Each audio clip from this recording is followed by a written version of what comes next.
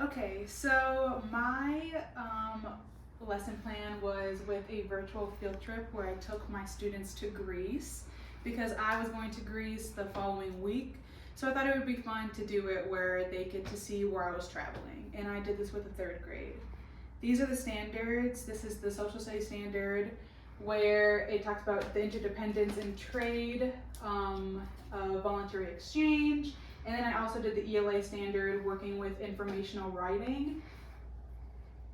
So these were the student learning objectives, just that students will be able to group related information together, understand vocabulary used in the lesson, describe the interdependence of consumer and producer, and pick their own consumer and producer relationships. So this is just the grading rubric. I'll let you read it for a quick sec so I don't have to go through all of them. But these are just the learning objectives again, and whether they exceeded expectations, met expectations, or did not yet meet expectations. Yet, because they still could. So I did mine as a 3-day lesson plan instead of a 1-day lesson plan because I linked my social studies and my English lesson plan together. And these, the centers that I did, took place during the social studies period.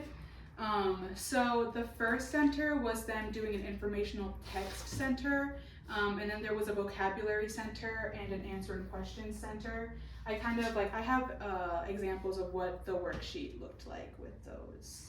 So these are those pages. So if you see here, I have an informational text writing that I had them read through, and I also asked them to highlight the hook, the main idea, sentence, keywords, and conclusion. And they have an anchor chart that has what color their highlighter associates with. Like blue is the main idea sentence, so that when they're going through, they can see oh, this blue line is what my main idea sentence is.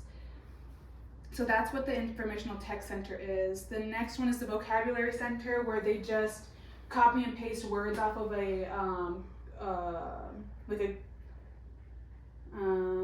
another poster board with the definitions on it. And this is, like I said, day 1 of a day 3 lesson plan. So they build upon the vocabulary each day. So this is just the basic vocabulary. And then here's the question and answer, where it says here, what is an example of a producer in Greece? They would go back to their informational writing where they read, and they would answer the questions. And then here they have a blank space so that they can come up with their own question and answer. And then for the virtual field trip, I ran it as my own station so that I could pause the video and make any comments I needed to, or kind of point out certain things. So I just had, in the rotation, they would rotate to my table, and then I just sat there with them and played the video, paused it, asked them good questions and stuff like that. Here's the video, but I'm not gonna play it. I'm just gonna, well, maybe I'll play a little bit of it. Let's see if it loads. Hi, I'm Grace. So yeah, it just has them, it walks around certain parts. 50,000 people. Which can be marveled at in the neoclassical building.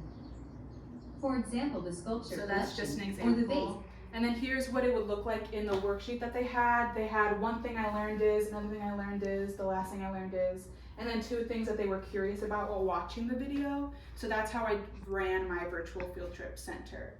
And during the writing period, so not during their social studies, I would have them take back their workbook out, and they worked on their 4-square graphic organizer, where they were able to write their own informational text based off what they had done in the social studies workbook and lesson that we had done that day. Here's just some pictures. This is me at the table, running the lesson plan. This is all their worksheets so that they got to watch while I was doing the virtual field trip. And how they are addressed in both ELA and social studies. In the ELA, I had them reading informational text, identifying key parts of the informational text, and then also in the English period, they were writing their own informational text. And in the social studies, they were learning about consumer and producer and trade within Greece. So that's how I linked both ELA and social studies. My differentiation is I have a student who's hard of hearing in my class. So I wear a microphone that goes directly to his hearing aid. And I also wear a separate microphone that goes out to the whole class, so they're able to hear me better. And then also when I was doing the virtual field trip, I had the microphone a little bit closer to the computer so he could hear a little bit better, but not too close so it hurt his eardrums. And that is my presentation. Thank you.